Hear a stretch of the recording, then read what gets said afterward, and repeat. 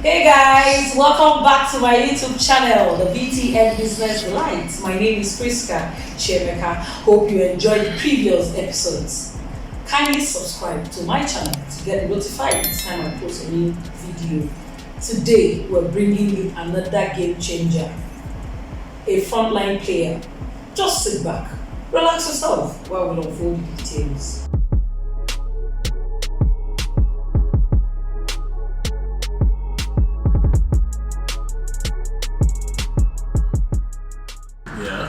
Maritime is a solely Nigerian-owned company.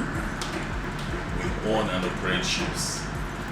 Not just owning and operating ships, we also have, we operate basically in the offshore, in the upstream sector of our industry.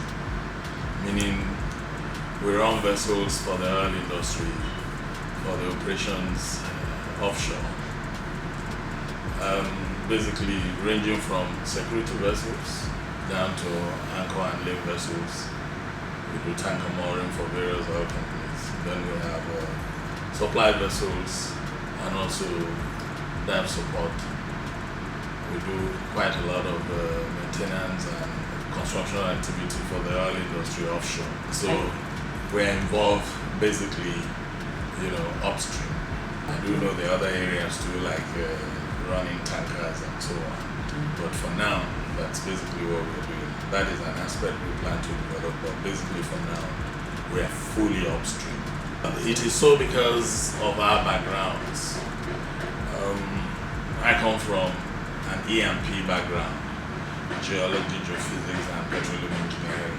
And my other partner comes with sailor's experience. He's also a Marine. He's a ship captain, Captain Patrick. And so the two of us, have that synergy, which makes the difference. That you're dealing with professionals. I understand what it is upstream. He understands what it is to have a marine spread to meet the needs of the oil companies while upstream. How do you synergize to then be able to manage the resources of the oil companies very well so that you do not create wastages for them and so on. So because we understand what it is to run an FDP, which is a field development plan, and be able to achieve results, especially now the oil prices are down, how do you operate such that they can spend less for fuel and several others, so that at the end of the day, the cost is very well managed. That is where we have it now.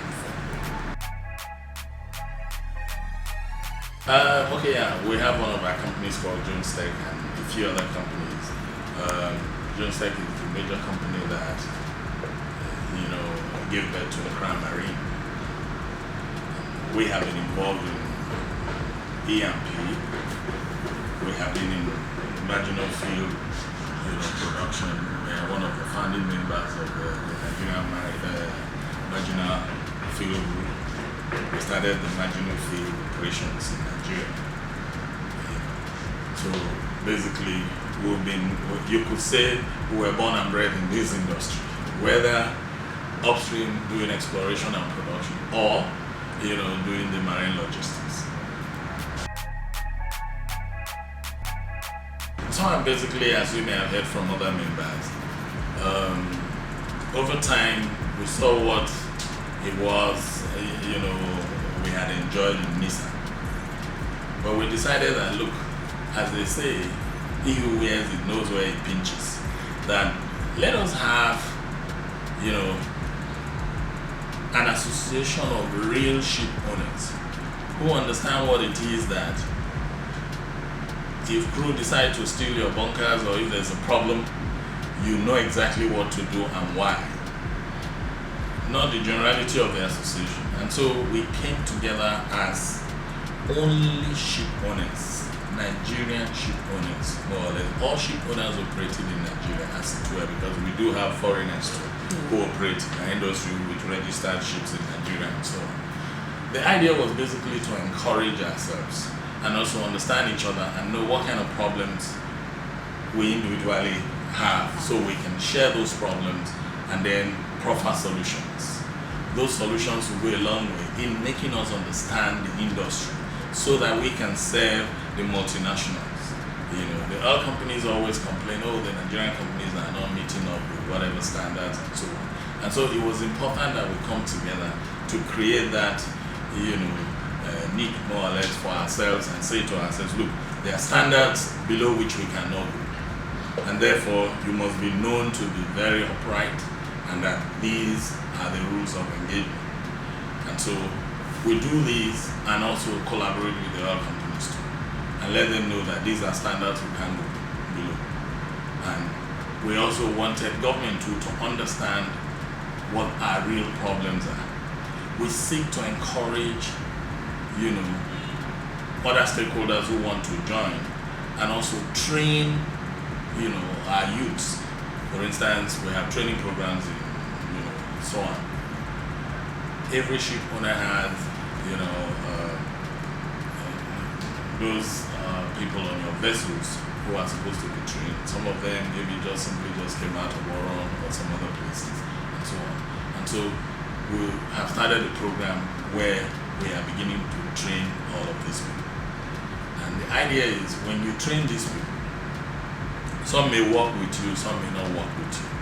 Well, we want to be able to send out seamen who can actually do this job, who understand what it is, have the right qualification, and understand what it is to man these missions offshore and take care of the safety issues, relating to these missions. I want to see us, like the British ship owners, the Greek, you name it, the Norwegian, and so on. That's where we should be. To the extent that, nobody will do anything without recourse to us and so on. We should be able to have a grasp and a grip of our industry in Africa, in West Africa, and in Nigeria in particular. I think in the last 10 years, there has been a renaissance, but we're not there at all. Yes, there has been some progress, but we're not there. There are issues, which need to be looked into. Some of which are taxation, local content, you name it, NIMASA, and all of that. I'm sure you want to ask me questions on all of this.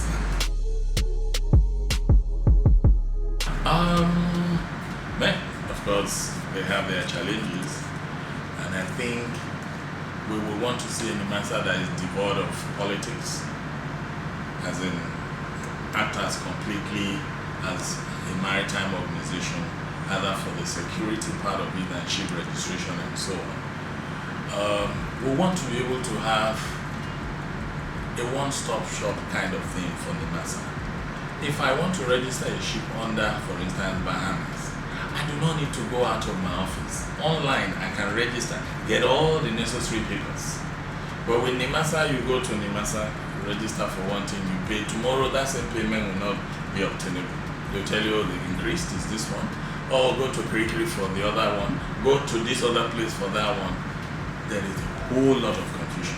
NIMASA should be organized so that these things come standard.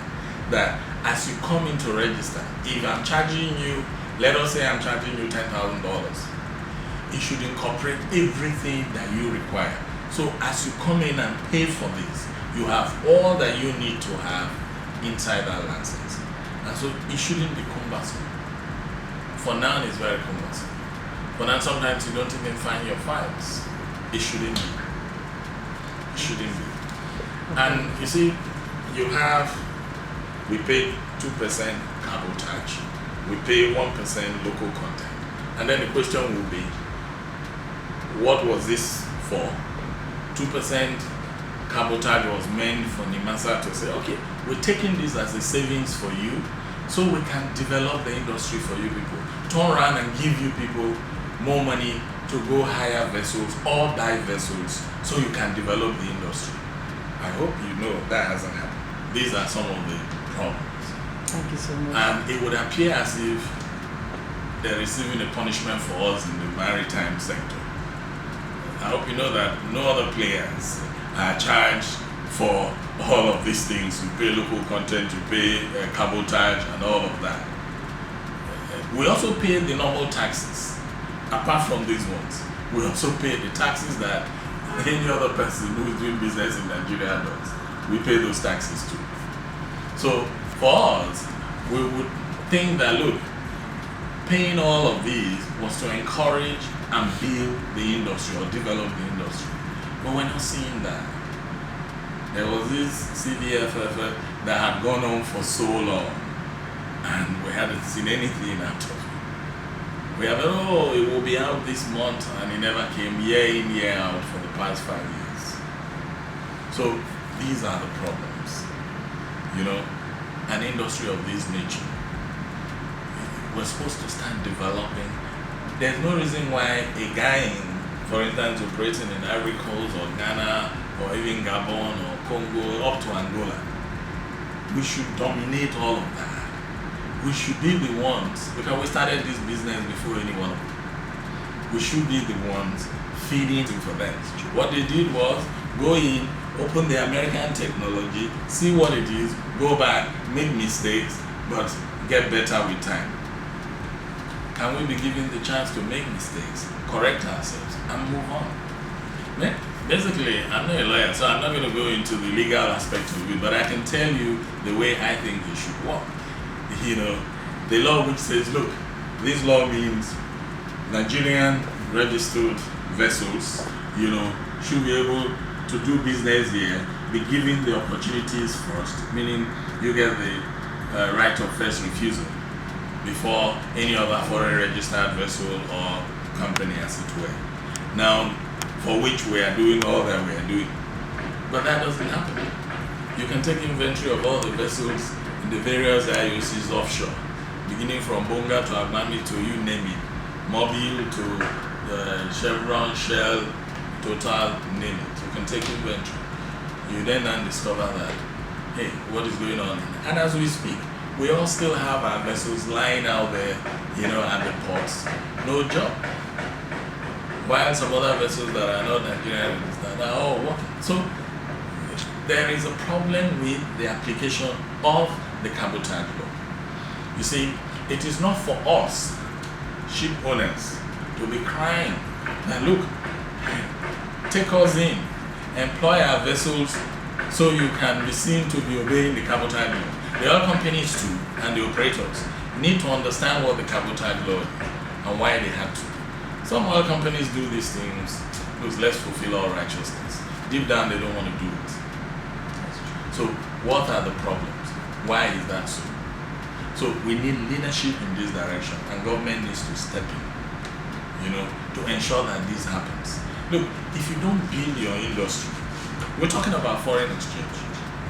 Now, for this industry, you get paid 60-40, that interval, 60% in USD, 40%. Imagine where most of the companies are Nigerian companies, or most of the vessels are Nigerian registered vessels.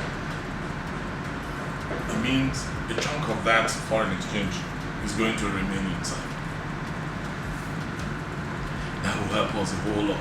So when we are talking about indigenization, I mean, as a student, several years back, we heard about, even during the military regime, we heard about indigenization. Local content and all of this cabotage and the rest of them all are subsets of the indigenization decree of God knows how many years. You understand? These are offshoots, simply saying, look, there has to be a way of encouraging Nigerians in the various sectors. Today we're talking about going into mining, that let's see how we can diversify from the oil industry down to mining, solid minerals, and the rest of them. Now, how do we do that if you don't encourage us? So it means, first, government needs to buy our products. Government needs to patronize us. Do you understand? Nigerians need to begin to buy made in Nigeria and the rest of it. Yes. So by the time we get into that, we will be seen, you know, to be applying all of this, and it will help us. So the cabotage needs to be followed to the letter. Who will make that happen? NIMASA. It's the Maritime police. They will make that happen. So NIMASA as an institution needs to be strengthened so that it will be devoid of government control, so that a NIMASA that the government comes in and goes remains what it is. You understand? Will be very strong because the laws are there. If we have that and this is followed to the letter, you see, if we can apply these things, let us even say 60% of it, 50-60% of it, a whole lot will be done. We have, tens of thousands of seamen out there who are not working because several of our vessels, Nigerian registered vessels, do not have jobs. It's sad. I mean, for us, we have a couple of vessels that are out there too. Vessels that are as good as new that are not working. That's how sad it is. Very sad. So it is no longer, there was a time where you would say, oh, it's a capacity problem. I think today for us in this industry, it's not so much of capacity. Yes, for specialized fields, we are training. If you tell me that, in the areas of, even as technical as dive support, you'll be shocked to find the number of Nigerians in Malta, in Malaysia, out there in the North Sea and the rest of them, who are Nigerian engineers, who are divers, and several other, marine engineers working offshore. So it's not so much of capacity, but giving us that encouragement so that a guy who is a specialist in, an aspect of, diving and the rest of them offshore would say, oh, I can come back and work with a company in Nigeria because I will have that level of security. Exactly. So when people talk about capacity, I don't think it is for us. It is not capacity. We have adequate capacity, to take care of our industry. Because right now, we've gotten to a point where we think we have challenges in building capacity, we train, we hire temporarily. For instance, if I need to train, there were times when we started this business, there was no school in Nigeria to train anybody on DP systems, dynamic positioning and all of that. But today we have simulations, schools, even in Lagos, about 2, Port Harcourt, you name it. So, what are you talking about? You understand? You'll be so shocked to find those boys in the Niger Delta who are very good divers. Very good divers. With certification. I'm not talking about local divers. I'm talking about trained divers with certification. Wonderful, sir. Who can do a whole lot of work underwater engineering. So, it's for us to harness all of this. When you harness and take all of this inventory and begin to see how you can apply it, it will help the industry. And those are some of the things that we do in our association. But we need help. We need encouragement. We need patronage. We're in this business, at least, to be able to break even. Now, you take loans. We all take loans from our local banks. Huge loans at very, 2-digit interest rates. You're not talking about an interest rate that is below 10%. You're talking about an interest rate that goes up to 20 and above when you convert. A bank gives you $1 interest rate of maybe 12, 13, and you think, oh, okay, it's looking okay or whatever. But by the time you add all of that charges, you're somewhere. And the same guy in Norway or anywhere in Europe or Asia takes a similar loan for 3%, and you're competing with the guy. He will crash the rates. Now, for a particular vessel, look at that vessel there. If I have to say I will crash the rate of this vessel, let us say to a 20K a day, I will not be able to pay my loan. Even at 40, I won't pay my loan. So that's a problem. So you can see where we are coming from. Yeah. We take loans at exorbitant rates. You end up working for the banks. All you do is that as you get the monies, you work for the bank. They take all. They borrow you again to run your operations. And so at what point do you break even to now begin to do what you should be doing? So these are some of the problems we have in the industry. These problems need to be addressed. Let us increase our production. I cannot be sitting here that, look, I have so much here, but I'm starving because I won't be able to touch it. I can't put it together. Why do we have to? For as long as this thing exists, why don't we make use of it until it goes off? Because you see, you're conserving funds, but this is what you do under this kind of situation. You go in, produce more, and make more money.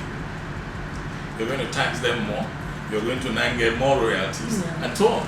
And therefore, money to the federation account, even though you just simply invested 1 billion, would have been like 3-4 billion in no time. So why are we wasting time?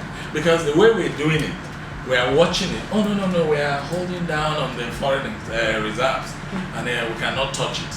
Then one thing will crop up, you take small from there, and the thing is going. Nothing is adding onto it because the money we're making now is not enough for the federation account people to share. So why don't you now do something drastic? Take a risk. Go out there and expand your exploration activity. Since you're supposed to be doing 3 million barrels or 2.5 and you're not doing that, why don't you now walk towards doing 5? And if effectively you do 3, you're within your OPEC, whatever. We can consolidate and say, okay, the excess beyond the OPEC, whatever, let's keep it as strategic reserve in the event of any problem. But at any point in time, we should sell exactly what we're supposed to be selling. Not where we walk towards 3 million barrels and produce 1 or 1 point something, it drops and we have nothing to sell. And then it gets so bad that sometimes you don't even find people. So it's a problem. Let's do more investment right now. Use the money we have, do the investment, and then produce more. But we can tell ourselves, okay, to obey OPEC, we'll always be exporting 3 million. The excess goes in strategic reserve offshore or wherever. America has strategic reserve. In the event of any problem, they pump that out. That can drop the oil market. Why can't we have our strategic reserves too? We do not need only to have strategic reserve on refined products. We can have crude strategic reserve. So we need to start thinking ahead. See, this is the era of the, as they say, we live in a millennial age, the computer age. So whether or not you are 100 years old or you are 20 years old, we're all going to the same market. That market knows nothing but the computer. Therefore, you have to think, accordingly. You cannot now sit back and be watching. We need to leave those old ways and begin to plan. If you fail to plan, you have simply plan to fail. Thank you so much. We talk so much and do so little. You hear on radio, TV, programs upon programs, various fora. At the end of the day, no action. Don't worry. The reaction this time around, sir. I hope so. Talking about the whole challenges facing this industry, some of the industry operators are of the opinion that the maritime industry should own their own ministry, considering the hugeness of this industry. I don't know what your take is on this. The thing is that I don't think owning the ministry is the issue. What we just need, even a department, to control the maritime industry is enough. What we need is leadership, foresight. If you have the right leadership that can implement what has been planned, what has been said, we should get there. It's not owning a ministry. You simply own a ministry, employ more people, and then create overheads. Government says, look, we don't have money. We simply just be creating more overheads. A little department with proper leadership, organized, focused, and run the show. Thank you so much, sir. Yeah. So how can we reduce the perennial gridlock on the access road to and from the port, sir? The same problem we have with the airports. That a country of this nature, I'm just wondering why the state governments are not looking at it. You see this problem of every road here, oh, this road is federal, oh, this one is state. It's a big problem. Let me give you an example. If I were the governor of Lagos State, I would say to myself, Lagos is a tourist attraction. It's a tourist destination. The ports in themselves too are part of Lagos tourism. Why should there be gridlock? Federal government built a road. If there's a problem with that road, let me build, another road in addition to that one. You see, repairing the same road that were there when all of us were born, before we were born, does not help matters. I have said we have increased in our population exponentially, not even linearly, exponentially, meaning if we were 10 million here, we have gone to God knows how much now, how many now. So you now have to look for solutions. What are all of these ministries of transport and so on doing? Traffic people, what are they doing? You sit down and look at Lagos and say, oh, okay, Papa, this is the problem. It's because of the. What if we drop a bridge across to this place? What if we create another whatever here? How much will it cost us? Okay, we can say that all those who work in this vicinity, we are going to have a specific tax for them for a period of 10 years. We'll use that to cover this cost, but we'll do it.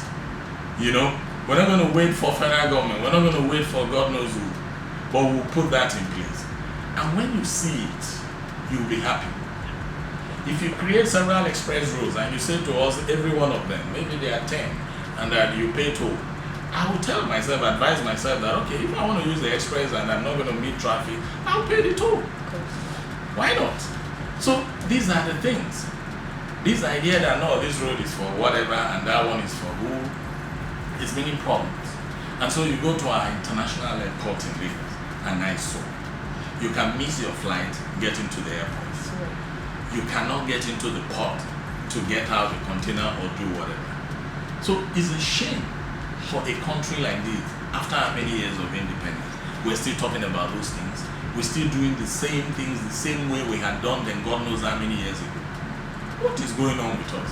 Smaller countries than us here are coming up with ideas, innovative ideas as to coming up with, how to decongest ports, put up new roads, and so on. I give you an example. If you're driving into Oaro Tambo Airport, you see the network of bridges in South Africa, even in Johannesburg, the network of roads into the airport. Oh, there's the one that goes up, there's the one that comes down, there's even a rail coming out of the airport. There are just so many things. So there's not going to be a gridlock. Yes. Because you have too many roads in and out of that place. We've been dancing here for years just to put a car park in front of the airport. Our airport, for instance, is the same way it was when in London they were building Terminal 3 and Terminals 4. Terminal 2 was built about the same time, almost about the same time. Terminal 2 in London, about the same time Murtala Mohammed was built. So you can imagine from there on now they have Terminals 5. It goes from Terminals 1, 2, 3, 4, 5. Planning ahead. And it is you and I who pay those taxes too as we travel. Yes. So why can't we do the same? So this is the problem. I don't know how we can take politics out of some of these things and get things done. Yes. Maybe everything should be privatized, then we'll get results. Because I don't see why we should have the problem in Apapa. Introduce another road into that place, you'll be shocked what will happen. Create another road coming out of that place, divert traffic, you'll be shocked what will happen. And then, of course, the issue of the tankers and as well as the trailer drivers and so on and so forth. There has to be a law. There has to be an order as to, look, if you have something to load at so and so time. Because, you see, the problem, in the maritime sector, especially the ports, is that I have been told today my container is coming out. By 2 o'clock, you will be out. I move a trailer to wait. The trailer ends up waiting 2-3 days. The other guy has been told the same thing. And so all of us line up trailers, line up tankers to come and take products or come and take goods. At the end of the day, that doesn't happen. Because once you mess up a system, because this thing should be, if you do these things well, it's like air traffic control. If you mess up a particular traffic route and you ask an aircraft that is at this height to suddenly drop to a height where you had given somebody else, there's going to be collision. Of course. And there will be trouble. So the same thing happens in the ports. Once these guys here don't deliver on what they are meant to deliver on, then you mess up the entire whole, coastline of activities leading to all that will happen in the industry. At the port. Thank you so much, sir. Thank you so very much, sir. Can you briefly tell us a bit about yourself? Yeah. Sorry? Basically. Sorry, sir. Can you fix me up? Okay, go ahead, sir. Yeah. All right. Like I said, my name is E.J. Williams. I come from Cross River. Cross River State, Okay. particularly from Yaka local government in Cross River, a place called Mbani. Okay.